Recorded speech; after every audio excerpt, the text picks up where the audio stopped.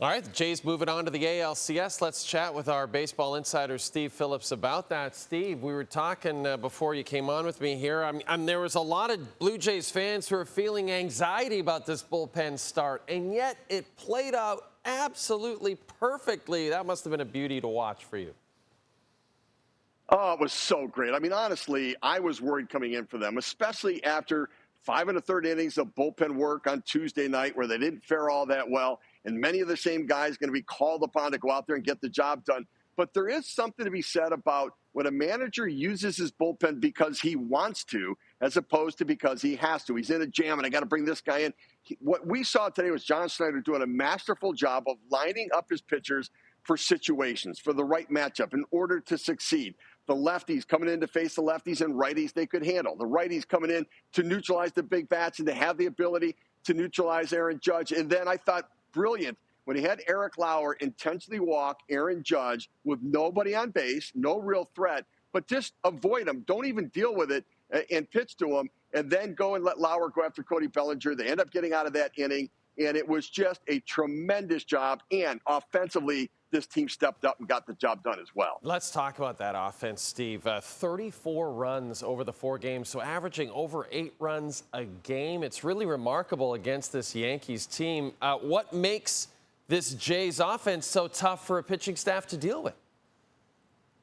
Yeah, the fact that they make contact, they don't strike out. Remember, Cam Schlittler, the starter pitcher for the Yankees, struck out 12 Boston Red Sox in 8 innings in his last start in the playoffs. Now, his fastball velocity was down a little bit in this game. He didn't have the same quality stuff, but he didn't get swings and misses. And when you put the ball in play, you put pressure on the defense, especially a team like the Yankees, where they're prone to defensive errors and some mistakes. And so you keep the line moving. If you put it in play, even if you're out, it can be a productive out where you're advancing runners. And I thought that in this game, middle of the game, where Ernie Clement, who's unbelievable, 9 for 14 in the series, he singles, and Andres Gimenez is called upon to bunt.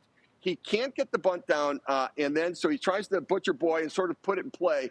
He's down 0-2. He gets a pitch to hit a ground ball up the middle where Cam Schlittler, the pitcher for the Yankees, goes to field it, and he goes, no, I'm going to take my hand away because I think Jazz Chisholm's going to be there to get a double play.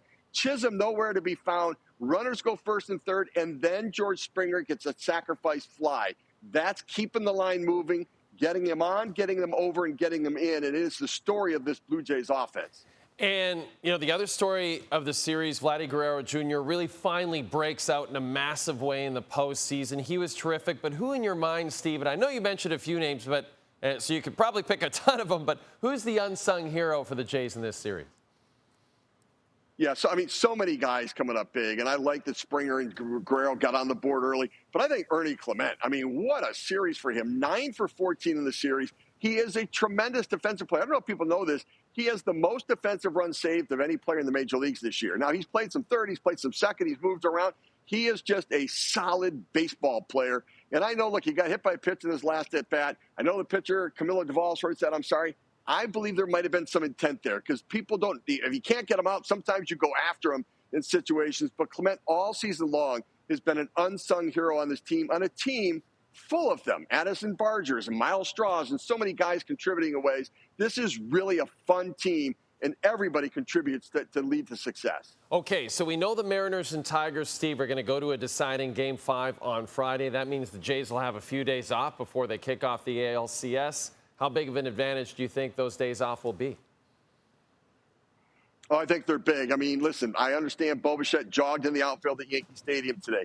They've got to get some answers on his health. Getting him some time to be able to continue to work toward coming back is important. Chris Bassett, where is he going to be? Let the bullpen get a rest and let those arms settle down a little bit. I think it's really important that this team went out there, they had energy, and what they showed was the layoff didn't affect them. They had the bye in the wild card round, and they came out of the gates like gangbusters offensively. They know what works for this team. I suspect they'll be ready for whomever they play, either the Mariners or the Tigers, coming up over the course of the weekend on Sunday. That's right. Sunday will be the Jays' chance to host their first championship series game since 2016. That'll be Sunday at Skydome. We'll talk to this guy after that one as well. This is our baseball insider, Steve Phillips.